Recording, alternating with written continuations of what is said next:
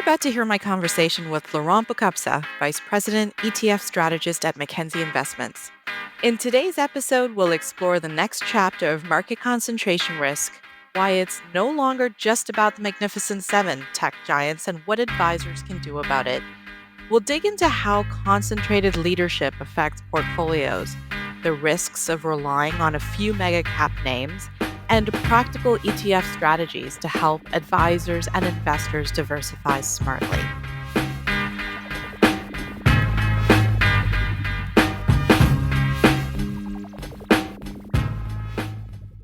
This podcast is for informational purposes only. Information relating to investment approaches or individual investments should not be construed as advice or endorsement. Listeners should seek professional advice for their situation.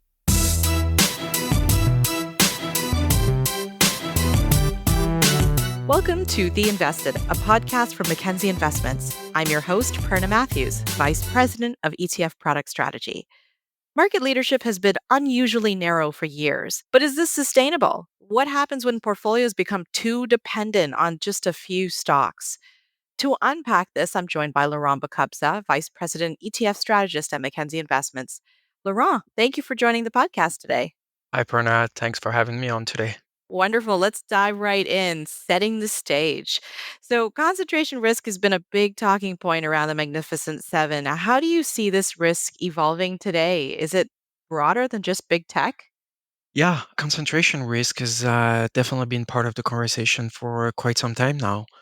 So it was really about a few stocks in the tech sector, as you mentioned. So, we went from the FANGs to the Mag 7 to different names. But what's changed this year, I would say, is concentration risk conversation has been taken one step further as asset allocators look not only at stock concentration in the US, but starting expressing concern around the US concentration in itself, right? So at the beginning of the year, you've seen a lot of asset allocators looking at the broader index and saying, oh, the US represent about 72% of the index. So maybe, with all the political uncertainty and all the changes that came around that, some people started to maybe reallocate the portfolios to a more neutral long-term strategic allocation. So, not only tech sector, but really kind of geography as well. It's been driven by tech sectors fairly, though. But why should we care now? Why should advisors, investors care now? What's at stake if we continue to ignore or sideline this concentration risk? Well, the short answer I would say is missed opportunity. But as I just talked about, reallocation to a more neutral strategic asset allocation definitely was a big tailwind for international equities. So international equities have vastly benefited from this portfolio rebalancing globally. And if you look at the EFI index, it's up about 20% year to date. So if you were invested in only, I would say, overweighting the US, then you would have missed this kind of wave. You wouldn't have benefited from that. So outperforming the US, but also exhibiting lower volatility at the same time. So that this return, but there's also risk management that comes with big concentration, and we'll talk about it later. But if you add a quant or a fundamental approach on top of market beta, our ETF, MIC, MIQ, for example, is beating the index by more than 4% year to date. So beating the index when the index is doing okay is what an active manager is trying to do. But beating the index when the index is actually reaping more than 20% year to date, it's quite an achievement, really. And if you look at this strategy, this quant GQE approach that we have through MIC ETF, it's been outperforming the market on every time period since inception. The ETF has actually passed 500 million now. So it's been quite a success. Let's unpack that a little bit and as you say, explore our approaches or our options a little bit more here. Maybe we'll zoom out a little bit and then we'll come back to this MIQE discussion and some other approaches as well. But active ETFs generally are continuing to gain traction in Canada. Just this year alone in ETFs, all types of ETFs in Canada, we've seen $81 billion allocated by advisors and investors. Equity is about 50% of that. Active continues to grow as part of its market share of the total ETF AUM, so probably approaching 35% now of total assets. Um, Why? How does the increased usage of active ETFs fit into the concentration discussion? How does it avail more flexibility to advisors and investors in making their allocations? Well, as you say, it's a really really interesting shift we are seeing in the market. Canada is home to the highest proportion of active ETFs in the world, and so fund providers, asset managers definitely benefited from operational efficiencies from the ETF structure to kind of replicate the active management and quant active approaches they've been offering to investors through mutual funds over the past few decades, right? And now more and more these solutions are being offered to investors through the ETF format, which seems to be a little bit more efficient, favored by investors, easier to access for a number of market participants. There are some tax efficiencies as well. So um, it is definitely a trend that's growing. The active ETF subcategory has been growing by more than 30% annually. And if you look at you mentioned that it's about 35% of assets right now, but another interesting number is that active ETFs, in terms of number of ETFs in Canada, we see about 1,600 listed ETF. It's actually about half the ETF that are listed on the Canadian market that are non-index. So it's definitely been a kind of a structural shift towards actively managed ETF, and so all the reasons you were buying or integrating active management in the portfolio are the same just through an ETF. So it's risk management, it's PM bias, whether it's growth, whether it's quality, whether it's value. There is definitely a plethora of reasons why people are including active management in the portfolio. Yeah, great reminders and great points there. Let's circle back to your earlier comment on factor investing and, in our case, our global quantitative equity team and their approach. But just generally, we've seen a lot more interest in factors like quality or low volatility. Can you talk to us more about that? Why and how are investors, advisors turning to those kinds of factor exposures today? Yeah, well, there's definitely been kind of rotation away from the momentum factor that's really been driving the markets over the past few years, right? So exposure to different factors has been helping bring advisors and investors diversification and stability in the portfolio. So investors are favoring more and more kind of multi-factor strategies that will act as a natural hedge against unidimensional single factor performance, whether it's under or outperformance, depending on the market cycle we're in. As I was mentioning, the global quant equity mandates offer this diversified approach where it's a dynamic combination of quant, quality, growth, value that provide investors with more diversification. And when you have better diversification and you capture the market returns, you end up with better absolute and risk-adjusted returns in different markets. Whether it's Canada, international, global, low vol.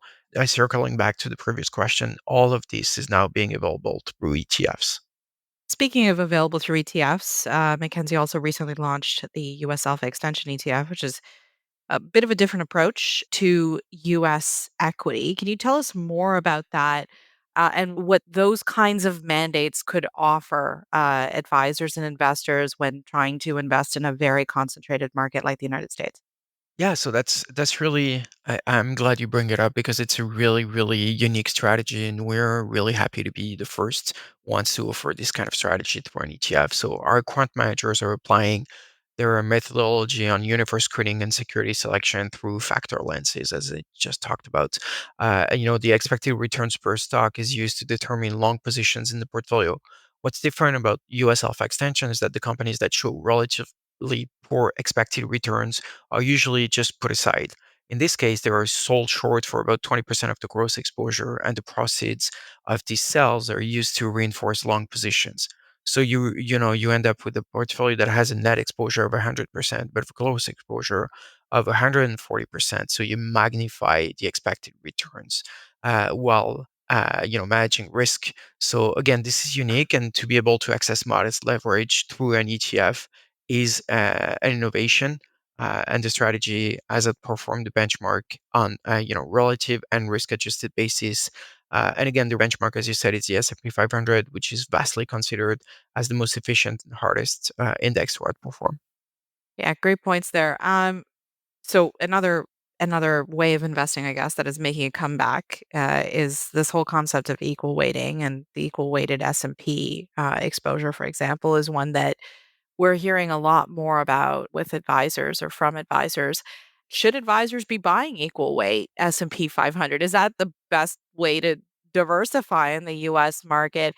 How do equal weight strategies potentially compare to some of these other approaches you've just mentioned? I would say it's directionally correct. You're definitely going in the right direction of diversification. Moving away from over concentration in a few big names. But for lack of a better word, I would say it's a little bit of a naive approach when you think about diversification. We think a robust security selection process, whether it's active or quant active, is definitely going to be a source of alpha in the portfolio and risk management in the portfolios. So stock included in the index are not necessarily going to behave the same. They will exhibit very different corporate metrics. They will be exposed to very different factors, sectors, market cycles, and so you want to be a little bit more discriminate about your portfolio when you have a market cycle that you can clearly identify. Maybe you don't want to be equal weight the stocks that are going to benefit from that and the stocks that are going to not benefit from that. So I would say directionally, yes, diversification is a good approach. Equal weight might not be the best implementation of that. Yeah, and cost as well, right? Another key factor that often is forgotten is just the rebalancing costs associated with equal weight indexes tend to be higher than other approaches you could potentially do to or explore to get that diversification. So, for advisors that are looking at either dialing up growth or dialing down risk in the U.S. market, so depending on how um, their sentiment towards the economy, what could you provide in terms of approaches, considerations? So an advisor wants to dial up growth, but not take on that extreme concentration. And then on the flip side, dial down the exposure, but still participate in the US market.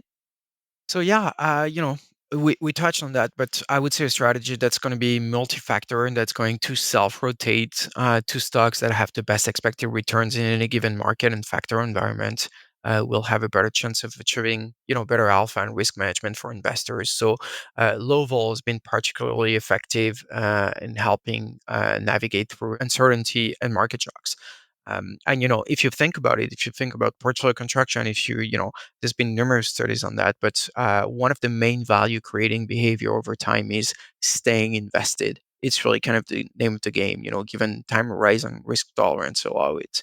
So low vol in the US over the past 30 years returned just as much as the S&P 500 with 25% less vol. So it's really debunking a myth here. Investors did not leave any money on the table by investing in low vol. But the volatile reduction of about 25% was mainly observed around market shock events that are the most prone to trigger panic selling from investors. So I would say low vol strategy helped investment advisors, investors, wealth managers to keep the clients invested at worst times and maybe not miss the recovery periods that tend to be, on the flip side, the best days in the market. So low vol has been particularly efficient at that. So our low vol suite at McKinsey, whether it's US, Canada, global, are best in class, and they've outperformed both the index and their competitors, and they run this very same quant approach as our global equity team. Great. Let's turn our attention to looking ahead. I'd love to get your thoughts on whether you see this concentration continuing to be a challenge for investors. Do you expect market leadership to broaden in the next cycle, in the next economic business cycle, or is concentration going to continue to remain a challenge for us? It's a really good question, and unfortunately, I don't know exactly what the next market cycle will look like. I wish I did. But that being said, I can probably advance with a fair amount of confidence that there will be winners and there will be losers. Some sectors and factors will be more in favor than others, and some companies will have idiosyncratic success that we can really predict in advance. In an environment where, and you think about it what the market looks like now, the market structure, it's an environment where information is almost instantaneously digested by the market. There's an almost infinite amount of data that's compiled very rapidly and reflected in the price of securities, right? So it results in very, very efficient market, but at the same time, more volatile markets. So, I would expect that volatility is going to be around in the next market cycle as well. So, the next best thing after a crystal ball is a repeatable process with proven success through different market cycle environments. And, this is really where Quant has been stepping in, helping advisors and investors have an approach that offers kind of defined framework, a repeatable process on which we overlay human factor to basically just review the resulting portfolio. But I would say being consistent, being repeatable, having a defined framework is definitely what's going to help be consistent over time. Okay, your one last takeaway for advisors and investors on concentration risk. Perhaps you've shared it already. I'm sure you've shared a lot of great, valuable insights in our conversation today, but anything you absolutely want to underscore as we end our conversation today? I did say a lot of things. So yes, I'll maybe just reiterate a very important point. Um, when we think about portfolio management, we tend to be disconnected of what it means, really. But I would say, in terms of risk and impact that volatility or that market downturns can have on clients' portfolio, and really life goals, because this is what we're talking about at the end of the day, is financial health. So it's really important to look at how the portfolio is built rather than just past performance, really. But at the same time, including some naive, again, lack of a better word, or unidimensional diversification factor can have, adverse effect when you take into account correlation and interaction with other part of the portfolio. So again, my advice is really just repeating what I just said, is looking at strategies that have a robust, repeatable process, a proven track record, and they've been adding alpha in both absolute and risk-adjusted returns to keep clients invested. So that would be my big takeaway: is define a risk framework you're comfortable with, and maximize returns through repeatable process. Laurent, thank you for the insightful discussion today. You've helped us understand why concentration risk is about more than just the Magnificent Seven and how advisors and investors can use ETFs to manage exposure intentionally. So, thank you. Thanks for having me. That brings us to the end of this episode of The Invested. As we've heard today, diversification isn't about avoiding growth, but about building resilience. With the right mix of factor tilts, active management, and innovative ETFs, advisors can better balance risk and reward in concentrated markets. Thank you to our listeners for tuning in. If there's a topic you'd like us to explore in a future episode, please reach out through our blog or find us on LinkedIn. Until next time, stay invested.